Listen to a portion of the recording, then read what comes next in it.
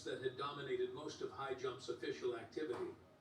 From above, the landscape was the same unbroken expanse of white they'd seen for weeks, until it wasn't.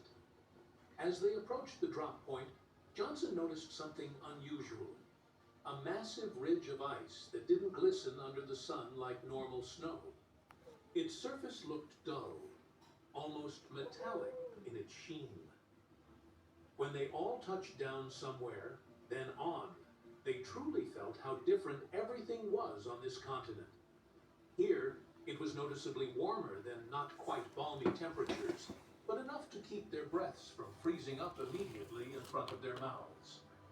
Most eerie, however, was the low vibration in the air, so faint it teetered on the edge of being imperceptible, but steady enough for the men to exchange glances. Later, Johnson described it as similar to a far-off machinery hum traveling through the ground rather than through the air.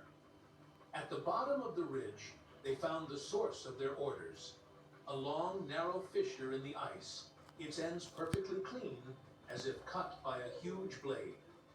Around it, the snow had melted in straight, geometric patterns, the random irregularity of natural thawing.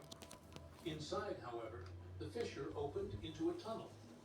Neither were they pure ice, nor were they rock.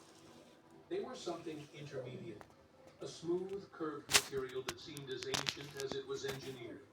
Simple orders, really. Investigate, but do not enter. That rule lasted for less than 10 minutes. Maybe it was curiosity driving one of the officers, or just perhaps he figured the rank entitled him.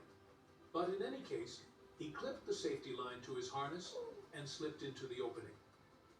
The men outside waited, the minutes stretching into an uneasy silence, until the rope went slack.